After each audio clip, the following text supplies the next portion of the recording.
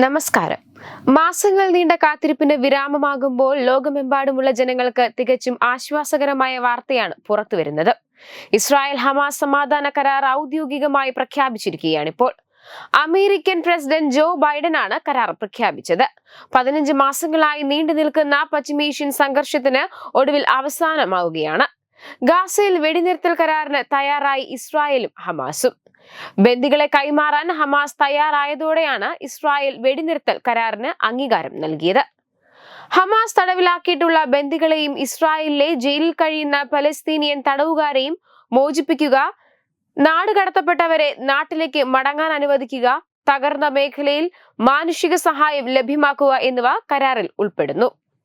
ഖത്തറിൽ ആഴ്ചകൾ നീണ്ട കഠിനമായ ചർച്ചകൾക്ക് ശേഷമാണ് വെടിനിർത്തൽ കരാറിന് ഒരു വിഭാഗവും അംഗീകാരം നൽകിയിരിക്കുന്നത്.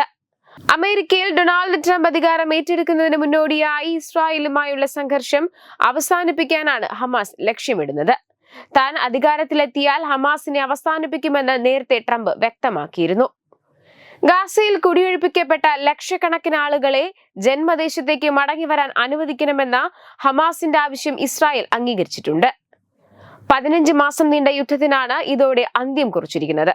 അമേരിക്കയുടെ പിന്തുണയോടെ ഈജിപ്ഷ്യൻ ഖത്തർ മധ്യസ്ഥർ നടത്തിയ മാസങ്ങൾ നീണ്ട തീവ്രമായ ചർച്ചകൾക്ക് ശേഷമാണ് സമാധാനത്തിന് വഴിതെളിഞ്ഞത്. വൈറ്റ് ഹൌസിൽ നിന്ന് രാജ്യത്തെ അഭിസംബോധന ചെയ്ത ബൈഡൻ സമാധാന കരാർ അമേരിക്കൻ നയതന്ത്രന്റെയും ദീർഘമായ പിന്നാമ്പുറ ചർച്ചകളുടെയും ഫലമാണെന്ന് വ്യക്തമാക്കി. സമാധാന കരാർ നിലനിർത്തുമെന്നാണ് തന്റെ വിശ്വാസമെന്നും ബൈഡൻ പറഞ്ഞു. സമാധാന കരാർ ആദ്യഘട്ടത്തിന്റെ കാലാവധി 42 ദിവസമാണ്. 6 ആഴ്ചകൾക്ക് ശേഷം രണ്ടാം ഘട്ടത്തിലേക്ക് കടക്കും. അത് ഇസ്രായേൽ ഹമാസ് യുദ്ധത്തിന്റെ അവസാനമായിരിക്കുമെന്ന് ബൈഡൻ പറഞ്ഞു. ആദ്യഘട്ട വെടിനിർത്തലിന് ഇസ്രായേലും ഹമാസും തമ്മിൽ ധാരണയായെന്ന് സമാധാന ശ്രമങ്ങളിലെ പ്രധാന മധ്യസ്ഥരായ ഖത്തർ പ്രധാനമന്ത്രി ഷെയ്ഖ് മുഹമ്മദ് ബിൻ അബ്ദുൾ റഹ്മാൻ ജാസിം അൽത്താഹിനും സ്ഥിരീകരിച്ചു. അതേസമയം പലസ്തീനികളുടെ വിമോചനത്തിന്റെയും തിരിച്ചുവരവിന്റെയും ലക്ഷ്യങ്ങൾ കൈവരിക്കുന്നതിനുള്ള പാതയിലെ ഒരു വഴിത്തിരിവാണിത്. ഗാസ മുനമ്പിലെ ദൃഢനിശ്ചയവും ക്ഷമയുമുള്ള ജനങ്ങളോടുള്ള ഉത്തരവാദിത്വത്തിൽ നിന്നാണ് ഈ കരാർ ഇറങ്ങിയിരിക്കുന്നത്. ഗാസയിലെ ജനങ്ങൾക്കെതിരായ സമണിസ്റ്റ് ആക്രമണങ്ങളും കൂട്ടക്കൊലകളും ഉന്മൂലന യുദ്ധവും അവസാനിപ്പിക്കാനാണ് കരാർ. പലസ്തീൻ ഇസ്രായേൽ യുദ്ധത്തിൽ 1.5 ലക്ഷത്തിനടുത്ത് മനുഷ്യരെയാണ് കൊന്നൊടുക്കിയത്. 1.25 വർഷം നീണ്ട യുദ്ധത്തിന് അറുതിയായി ഗാസ സമാധാനത്തിലേക്ക് നീങ്ങുകയാണ്. മാസങ്ങൾ നീണ്ട മധ്യസ്ഥ ദൗത്യത്തിനൊടുവിൽ ഗാസയിലെ വെടിനിർത്തലും ബന്ദിമോചനത്തിനും ഉറപ്പു നൽകുന്ന സമാധാന കരാർ പ്രാബല്യത്തിൽ വന്നതായി ഖത്തർ പ്രധാനമന്ത്രിയും വിദേശകാര്യമന്ത്രിയുമായ ഷെയ്ഖ് മുഹമ്മദ് ബിൻ അബ്ദുൽ വ്യക്തമാക്കി. അതേസമയം ട്രംപ് അധികാരത്തിൽ വരുമ്പോൾ നിരവധി മാറ്റങ്ങൾക്ക് കാരണമായേക്കുമെന്ന വിലയിരുത്തൽ നേരത്തെ ഉണ്ടായിരുന്നു. അതാണിപ്പോൾ ഇസ്രായേൽ ഹമാസ് യുദ്ധത്തിന്റെ കാര്യത്തിലും നടന്നിരിക്കുന്നത്. Web desk Tattvamayi news. Branding partner CoHNA, coalition of Hindus of North America.